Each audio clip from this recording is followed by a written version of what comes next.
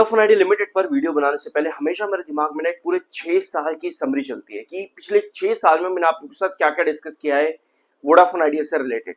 अब आज का जो टाइम है वोडाफोन आइडिया लिमिटेड में पिछले 6 सालों से काफी ज्यादा लगे क्योंकि कंपनी के पास मल्टीपल रिलीफ है। ये चीज आप लोग को मालूम है, लेकिन अभी कंपनी की जरूरतें जो है वो भी पिछले 6 सालों से काफी ज्यादा लगे, यानी कि डिमांड्स बहुत ज्यादा हाई है। और इन्वेस्टर्स की वो डिमांड जब पूरी होती है तो इन्वेस्टर्स बहुत ज्यादा एक्टिव हो जाते हैं, लेकिन डिमांड जब आए तो कई सारे सवाल भी आ जाते हैं। फॉर एग्जांपल अभी कंपनी की जो एजीएम ईजीएम होने वाली है जून के महीने में, ठीक है, वहां पर वारंट इश्यूएंस कंपनी करेगी। ये चीज हम लोगों ने डिस्कस कर दी, कंपनी ने Q4 में इसके बारे में बताया था, जहां पे जून के एजीएम में कंपनी सिर्फ और सिर्फ इस बारे में बताएगी कि अप्रूवल मिला है शेयर होल्डर, उसके बाद में company next dates of conversion बताएगी। ये कुछ चीजें जो वोडाफोन आइडिया लिमिटेड में अभी फोकस पर रहने वाली है। अपार्ट फ्रॉम दैट और फर्दर फंड रेज आएगा या नहीं आएगा, बैंक से आएगा या कैसे आएगा, ये भी एक बड़ा सवाल है। वोडाफोन आइडिया लिमिटेड में पिछले 6 साल की अगर हम समरी देखेंगे तो आपको एक चीज मालूम पड़ती है बहुत कंक्लूसिव कि भैया यहाँ पर न्यूज सबसे ज्यादा जरूरी है। Delay in news Vodafone idea के लिए खतरनाक साबित होता है, हर बार की बात है ये।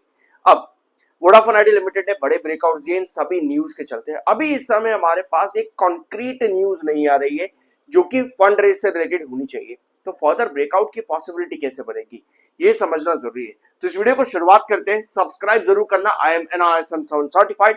और राइट, बहुत सी अपडेट्स है वोडाफोन आइडिया से रिलेटेड। पहली अपडेट हमारे पास में आती है, उत्तर प्रदेश की गवर्नमेंट ने 4200 एम्प्लॉइज माइग्रेट करे हैं from Vodafone Idea to BSNL। ये आती है एक अपडेट वोडाफोन आइडिया से रिलेटेड। भैया एम्प्लॉइज 4200 एम्प्लॉइज अगर माइग्रेट करते हैं किसी एक कंपनी से दूसरी कंपनी में, और उन एम्प्लॉइज को कहा जाता है कि भैया आपको जो है ना अपने वोडाफोन आइडिया से रिलेटेड जो आपके पास सिम्स है या नंबर्स हैं उनको आपको छोड़ना पड़ेगा और आपको BSNL की तरफ आना पड़ेगा।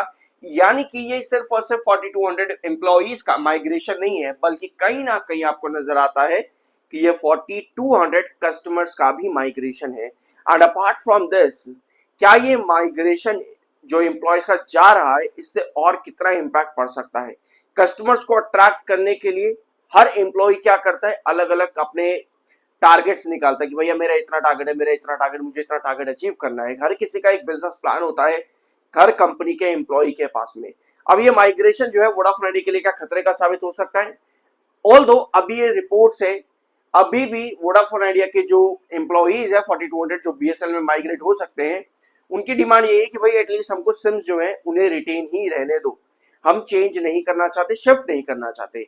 अभी ये अंडर स्क्रूटिनी है ये वाली अपडेट, अभी इसको फाइनलाइज नहीं किया गया है। ऑलराइट, अब आप कहोगे भाई 4200 एम्प्लॉइज से क्या ही फर्क पड़ जाएगा? इससे बहुत ज्यादा फर्क पड़ता है, क्योंकि वोडाफोन आइडिया लिमिटेड क्या करता है, अपने प्लान्स को ज्यादा से ज्यादा कस्टमर्स तक पहुंचाने के लिए या फिर नए कस्टमर्स लाने के लिए सबसे ज्यादा पेमेंट करता है अपने एम्प्लॉइज को। एयरटेल और जियो के कंपैरिजन में सबसे ज्यादा पेमेंट वोडाफोन आइडिया लिमिटेड करता है, तो ये भी आपको मालूम होना चाहिए। ऑलराइट, अब क्या इंपैक्ट पड़ेगा? रिवेन्यू इंपैक्ट पड़ सकता है, ब्रांड इमेज के ऊपर, सब्सक्राइबर लॉस। ये 3 पॉइंट्स अगर आप चाहो तो यहाँ पर कंक्लूड कर लेना। ये अपडेट इतनी नेगेटिव नहीं है, बट स्टिल आपको मालूम होना चाहिए कि कंपनी में आज चल क्या रहा है। अब आपके पास एक और खबर आती है, रिन्यूएबल एनर्जी यूनिट।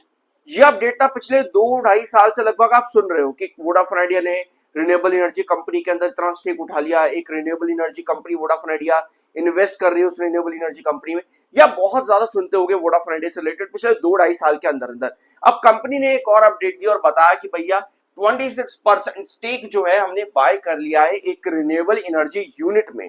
तो क्या वोडाफोन आइडिया एक रिन्यूएबल एनर्जी कंपनी बनने वाला है, अडानी पावर जैसी कंपनी बनने वाला है, सुजलॉन जैसी कंपनी बनने वाला है, या कोई बहुत बड़ी रिन्यूएबल एनर्जी कंपनी? ऐसा नहीं होता है।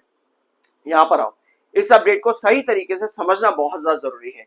यहां पर क्लियरली मेंशन है, renewable energy unit to secure captive power utilisation of its network operations. Captive power utilisation क्या होता है? आप लोगों ने एक अपडेट सुनी होगी अभी रिसेंटली, जो जेपी एसोसिएट और जेपी पावर और अडानी ग्रुप से रिलेटेड चल रही है। जेपी एसोसिएट का एक पावर प्लांट था जो कि Jaypee associate as a captive power plant उसको यूज करता था फॉर इट्स सीमेंट फैक्ट्रीज। सुनी थी आप लोगों ने ये अपडेट? तो वहां पर हम लोगों ने क्या डिस्कस किया था कि ये जो कैप्टिव पावर प्लांट होता है ना, ये एक्चुअली में कंपनी के रेवेन्यू जनरेट नहीं करता है। ये कंपनी के लिए कोई बड़ा रेवेन्यू जनरेट नहीं करता रिन्यूएबल एनर्जी के अंदर, ऐसा नहीं होता। ये सिर्फ और सिर्फ जो यूटिलाइजेशन है, फॉर एग्जांपल आप की कहीं पे आप कोई फंक्शन करवा रहे, छोटा सा कोई आप फंक्शन करवा रहे हैं, वहां पर आप लोगों ने जनरेटर लगवा दिए, ठीक है, वहां पर आप लोगों ने जनरेटर लगवाया ताकि आपका जो यूटिलाइजेशन ऑफ पावर है वो एक सर्टेन एरिया के अंदर रहे, आपको बाहर ना जाना पड़े ज्यादा। तो पर्टिकुलर एरिया के अंदर आपने जनरेटर्स लगवाए ताकि आप वहां से source of power, source of energy ले सको, इलेक्ट्रिसिटी बेसिकली ले सको, ताकि आपको बाहर ज्यादा पेमेंट्स ना करनी पड़े। समझ रहे हो इस चीज को? तो बस उसने क्या किया, उसने बस आपको एनर्जी सप्लाई करी ताकि आपके खर्चे कम हो सके। समझे इस चीज को? यानी कि आपको बाहर से ज्यादा सप्लाई लेना नहीं पड़ा, आपने अंदर ही अंदर एक छोटा सा प्लांट अपना या जनरेटर बना लिया और उससे ही आप यूज कर रहे हो। अब ये जो कैप्टिव पावर प्लांट होता है, ये इसी चीज को इंडिकेट करता है, कंपनी के जो अपने ऑपरेशंस हैं उसको उसके लिए यूटिलाइज करता है, बस सिर्फ इतना ही। यानी कि इससे कंपनी के अंदर रिन्यूएबल एनर्जी से कोई रिवेन्यू जनरेट नहीं होगा, ये सिर्फ और सिर्फ कंपनी के खर्चे, कंपनी के एक्सपेंसेस को कम करता है। Does give me one second, यहां पर आएंगे। Excess power generated can often be sold back to the public grid or to neighboring facilities, turning an expense into a direct income stream, preventing production downtime by avoiding grid failure or blackouts. Alright, तो इसका मतलब यह है कि company जो अपने operations कर रही है उसके लिए कंपनी को जो बाहर से इलेक्ट्रिसिटी सप्लाई या एनर्जी सप्लाई करना पड़ता है, वो कंपनी एक छोटा सा पावर प्लांट बना करके अपने अंदर ही उसको यूटिलाइज करे ताकि कंपनी के एक्सपेंसेस कम हो और उससे कंपनी के रेवेन्यूज बढ़ जाते हैं। क्योंकि अगर हम बाहर से एक्सपेंसेस ज्यादा करेंगे तो हमारे उसका रेवेन्यूज के ऊपर इंपैक्ट पड़ेगा, बट अगर हम छोटी यूटिलाइजेशन के अंदर ज्यादा प्रोडक्शन यहाँ पर क्रिएट करेंगे तो ऐसे में हमारे जो एक्सपेंसेस है वो कम होंगे और रेवेन्यू जनरेशन ज्यादा होगा। ठीक है, कंपनी के अपने ऑपरेशन से। होप ये पॉइंट आपको यहाँ पर समझ में आ चुका होगा। 9 करोड़ 94 लाख इस समय सेलर है, 5 करोड़ 48 लाख इस समय बाहर है, तो ज्यादा कोई बड़ा डिफरेंस आज के दिन नहीं है 12 साल के बीच में। वेयर आज लास्ट वीक के सेकंड लास्ट सेशन में वोडा फ्राइडे पे प्रॉफिट बुकिंग बहुत ज्यादा थी, बट अभी ऐसा नहीं है। बहुत कॉमन देखने को मिलता है इतना रेशियो वोडा फ्राइडे लिमिटेड के अंदर। 79.3 पर एमएफआई है, 80.4 पर आपका आरसी, दोनों ही टेक्निकल्स आपके बेरिश हैं, ओवरबोट की सिचुएशन को इंडिकेट करते हैं। अब हम आते हैं इसके चार्ट पर। सब्सक्राइब नहीं किया तो अभी तक जरूर कर देना। यह है वोडा फ्राइडे लिमिटेड का चार्ट, डेली टाइम फ्रेम का चार्ट है। एक हमारे पास 1 आवर टाइम फ्रेम का चार्ट है और एक हमारे पास डेली टाइम फ्रेम। ये प्रेजेंट चार्ट आपके पास में है। हमारे पास आज के सेशन में 14.20 बना हुआ है। पिछले 3 सेशन से वोडाफोन आइडिया 14.20 के ऊपर बना हुआ। ये एक अच्छी बात है क्योंकि हमारे पास 14.10 और 13.80 ये दोनों ही ट्रेंड्स बहुत ज्यादा जरूरी है वोडाफोन आइडिया लिमिटेड के अंदर। हमें एक चीज मालूम है कि भैया 14.10 के नीचे अगर गिरता है, ऐसे सिचुएशन पर भैया प्रॉफिट बुकिंग आपकी डेफिनेटली देखने को मिलेगी, यानी कि वहां पर आपका फॉल आएगा। लेकिन जब तक 14.10 और 13.80 के ऊपर बना हुआ है, ये वोडाफोन आइडिया के चार्ट के लिए एक पॉजिटिव साइन आता है। ऑलराइट, अब आते हैं इसके यहां 1 आवर टाइम फ्रेम पर। अगर हम देखेंगे तो आप लोग को 1 आवर टाइम फ्रेम पर नजर आ रहा है कि 14.30 के आसपास वोडाफोन आइडिया ने एक पर्टिकुलर रिजेक्शन को ड्रॉ किया हुआ है और ये बहुत मिनिमम रेंज है।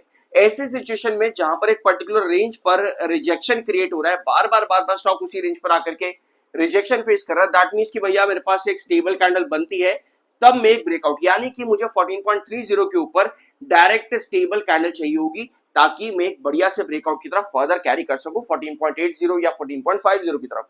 अब हम आते हैं वोडाफोन आइडिया के पुराने चार्ट्स के ऊपर। ये साल 2024 का चार्ट है। मैंने आप लोगों के साथ कई बार डिस्कस किया साल 2024 का चार्ट की कंपनी ने कैसा परफॉर्म पहले किया है। इस चीज को बहुत ध्यान से नोट करना। कोई भी कंपनी जब ब्रेकआउट देने के लिए जाती है, वो चाहे न्यूज बेस हो चाहे किसी भी बेस पर, आपको ये मालूम होना चाहिए कि मतलब ये हम कैसे एंटिसिपेट करें कि भैया आगे क्या पॉसिबिलिटी है, आगे क्या पॉसिबिलिटी है। कई लोग कह देते भाई अब तो यहाँ से 25 हो जाएगा या फिर यहाँ से 20 हो जाएगा। वोडाफोन आइडिया के लंबे चार्ट्स के अंदर भैया 20-25 अभी तक दूर दूर तक नजर नहीं आ रहा है। पिछले 6 साल के अंदर लगभग 6-7 साल, बल्कि 8 साल हो गए मुझे लग रहा है, बाकी उसके पहले आप देख लेना जा करके। इतने सालों में 20-25 नजर नहीं आए। लेकिन हमारे पास कहां तक के टारगेट्स हैं? हमारे पास है 19.80 तक के। हमको मालूम है 19.18 तक के, यहां तक की पोजीशन हम लोगों को मालूम है। पेन में चेंज कर लूंगा अगले वीडियो में, अगर आपको नहीं नजर आ रहा होगा ठीक से तो एटलीस्ट सुन लेना, मैं बोल भी रहा हूं साथ में। हमें यहां तक मालूम है कि 19.818 तक हमारा फाइनल प्राइस आता वोडाफोन आइडिया लिमिटेड के अंदर रिसेंट पिछले 2-4 साल के अंदर। 19.18। तो मेरे पास ये एक प्राइस आ गया यहाँ पर, यानी कि भैया ये मेरे पास एक पर्टिकुलर प्राइस। हमने वीडियो की शुरुआत कहां से कर दी, हमने करी थी वारंट से, वारंट इशुएंस। ठीक है, अब उसका प्राइस क्या है कमेंट बॉक्स में बताना, एजीएम कंपनी के आने वाली है। अब क्या होता है ना, कोई भी कंपनी जब वारंट इशू करती है तो वो चाहती है कि भैया जो वारंट इशुएंस का प्राइस है ना, इशू प्राइस जो आपका है, उस प्राइस के ऊपर स्टॉक रहे। हर कंपनी ज्यादातर यही चाहती है। ये बहुत कॉमन परसेप्शन है एक मार्केट के अंदर, ये कोई रूल नहीं है, ये परसेप्शन है एक मार्केट में कि उस इशू प्राइस के ऊपर रहे, ताकि जब वारंट कन्वर्जन या वारंट इशू हो जाए और वो भी इक्विटी के अंदर, दैट मींस कि मैं प्रॉफिट में रहूं, मतलब कि जो भी प्रमोटर ग्रुप को किया जा रहा है इशुएंस वो प्रॉफिट में रहे। ये एक परसेप्शन है मार्केट में। उसके नीचे अगर रहेगा तो कंपनीज कई बार क्या करती हैं, उसको एक्सपायर कर देती हैं बेसिकली, उसको एक्सपायर। ये परसेप्शन है कॉमन में, ये एक ऐसा कोई रूल नहीं है, ये एक परसेप्शन है, ध्यान से समझना इस चीज को। अब वोडाफोन आइडिया के जो नया वारंट यहाँ पर आएगा एजीएम के टाइम के अंदर, ये एक पॉजिटिव रहेगा क्योंकि वोडाफोन आइडिया का प्राइस उसके ऊपर है, यानी कि इश्योरेंस के बाद में वो प्रॉफिट्स के अंदर रहेंगे। तो ऐसी सिचुएशन पर मेरे पास क्या क्या लेवल्स निकल करके आते हैं, हमारे पास 11.20 था, 12.20 था, 11.40 था और 10.40, ये सब हमारे इंपॉर्टेंट लेवल्स हैं। अब जब ये आपको मालूम पड़ चुका है कि भैया मान लेते हैं कि यहाँ पर न्यूज का डिले चलता है वोडाफोन आइडिया लिमिटेड के अंदर, क्योंकि वो बहुत खतरनाक चीज है वोडाफोन आइडिया के लिए। वोडाफोन आइडिया को हमेशा खबरों की जरूरत पड़ती रहेगी आगे बढ़ने के लिए। खबर डिले होती है तो भैया आपको दिक्कतें देखने को मिल जाती है, अपने आप ही प्रॉफिट बुकिंग आना स्टार्ट हो जाती है। तो खबरें तो भैया आपको चाहिए चाहिए। लोअर लेवल्स आपको मालूम है कि भैया आपके पास में 13.80 टूटता है, दैट मींस कि वहां पर प्रॉफिट बुकिंग आ रही है, आपके पास गिरावट आएगी, सेलिंग है आपके पास में। हमें ऊपर के ट्रेंड्स मालूम होने चाहिए। हमारे पास 14.10 है, 14.10 जो हम लोगों ने मार्क कर रखा है वो इस वाले लेवल्स की वजह से 2024 में अप्रैल मई के अंदर अंदर आपको दो बार 14.10 पर रिजेक्शन देखने को मिला था, एक बार यहां भी।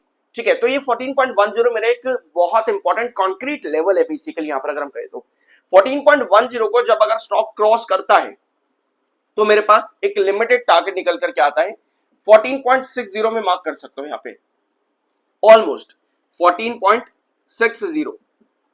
ठीक है, ये मैं मार्क करके चल सकता हूं। यहां पर भी आप देखोगे तो 14.60 आप लोगों को नजर आएगा। तो एक लंबे चार्ट के अंदर पिछले 2 सालों पे आपको 14.60 एक इंपॉर्टेंट लेवल नजर आता है 14.10 के बाद में।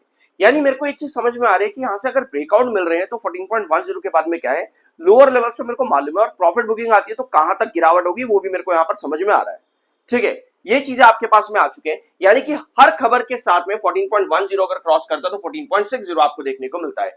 यानी कि कौन कौन से कंक्रीट लेवल्स हैं जहां पर आपको एंट्रीज और एग्जिट देखने को मिल सकते हैं। लोअर लेवल्स हम लोगों ने पहले डिस्कस कर रखे हैं, आज के दिन में हम ऊपर के लेवल्स डिस्कस कर रहे हैं। 14.60 के बाद में हमारे पास जो नेक्स्ट इंपॉर्टेंट लेवल आता है वो है अराउंड 15.30 के आसपास, 15.30।